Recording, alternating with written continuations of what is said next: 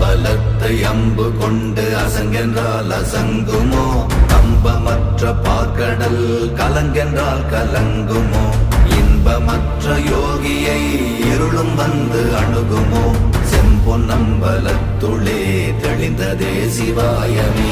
ஓம் நமச்சிவாய ஓம் ஓம் நமச்சிவாய ஓம் நமச்சிவாய ஓம் ஓம் நமச்சிவாய ஓம் நமச்சிவாய ஓம் ஓம் நமச்சிவாய ஓம் நமச்சிவாய ஓம் ஓம் நமச்சிவாய.